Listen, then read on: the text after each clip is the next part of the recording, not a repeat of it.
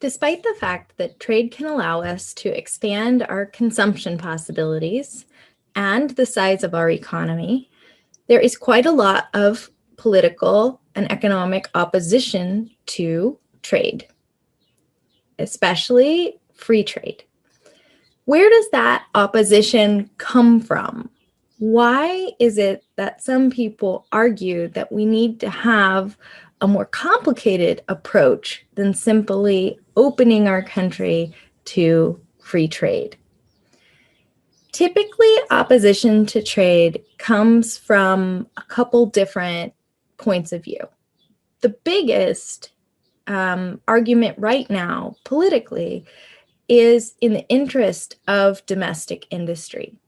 As we see our economy specialize and move away from producing manufactured products towards more high-end manufacturing and service industry production, we see some workers lose their jobs and become potentially structurally unemployed. The transition cost as our country specializes is real people losing their job at the plant after putting in many years of service to a company. What used to be 100 years ago, right? Talking about losing jobs in agriculture or jobs in mining, we're now talking about manufacturing jobs disappearing in bulk. That is not necessarily an issue for you. You're in college and you can look out and try to find the industry that has a big demand for your skill set and your talents. And then you can gain training within that industry. But for somebody who's in their 40s or 50s, who's already completed their human capital accumulation, right, their education, they have a lot of specific skills, losing jobs in one industry can be quite detrimental for that person individually and for entire sort of cities or states more generally. So I think right now the biggest opposition to trade comes from the fact that we see this decline in domestic production in our importing markets.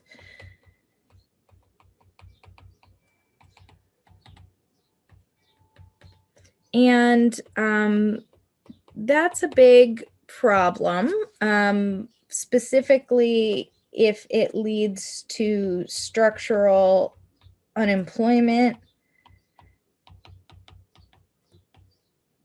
in certain industries or in certain geographical areas. And so we might worry about the transition costs associated with that specialization. The counter argument is that specialization allows us to produce more of what we're good at, right? We can't simply restrict trade to protect domestic workers in one industry without hurting domestic industries that could be exporting products. And so it really is this kind of double-edged sword. At the end of the day, by easing the transition costs, or perhaps providing more support for workers who lose their job, and worker retraining programs, we can hopefully gain from the exporting market while minimizing the cost of transition. But either way, we have to recognize that protectionism, restricting trade in order to protect domestic industry, protects only those industries that we would face foreign competition and can constrain industries in which we would be competitive on the world market. Another source of opposition to trade is concern about foreign workers. So we might worry that other countries can produce some goods cheaper than we can because they have lax labor policy or lax environmental policy that allows companies to produce in ways that a consumer might view as ethical. And certainly we should adopt treaties to enforce international labor standards and environmental standards. And I think that that's certainly important. But overall, if we look at low-income countries and what has helped to lift people out of poverty across the last, 50 years, there's a lot of good evidence that international trade and access to more job opportunities is a big driver in what has decreased extreme poverty over the last several decades.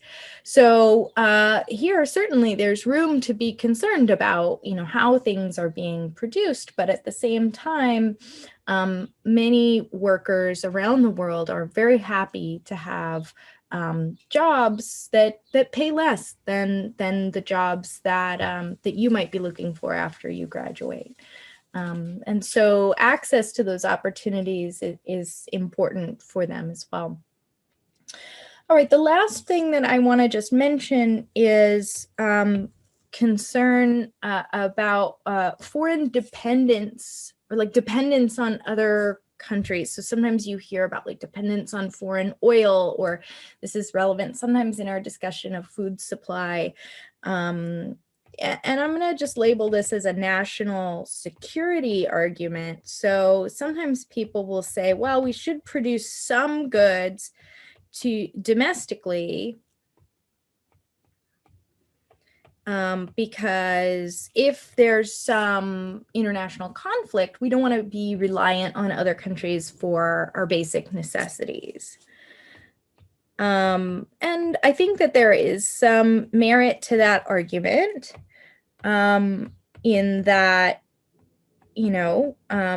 to the extent that we think that other countries might have the ability to penalize us, and OPEC's kind of market power in the 1970s is a good example of that. But I also think that international trade helps to increase stability in markets at the same time by having many different locations for geographical production. Then you can maintain a more steady supply than if you have a single location. So say some catastrophe happens, right? And the U.S.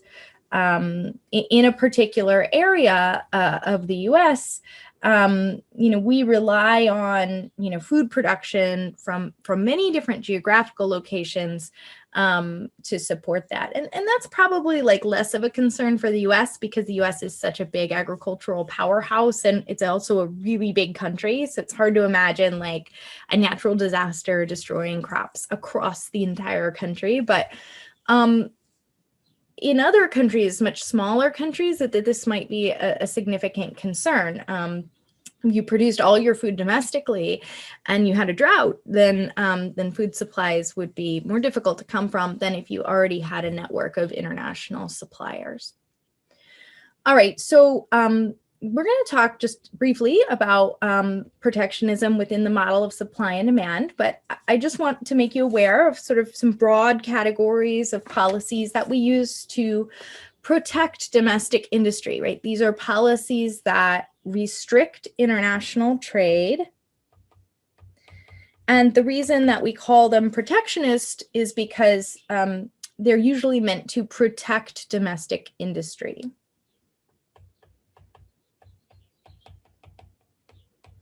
Okay. So we can have a tariff, which is basically just a tax on imports. There are instances in which a country might tax exports or have an export tariff, but we're just going to focus on importing markets here because that's much more common. A quota is a quantity limit on imports. Okay. And then domestic subsidies. This would be payments from the government to domestic producers. And we're going to focus mostly on the first here. We're going to focus primarily on the effects of tariffs on importing markets moving forward.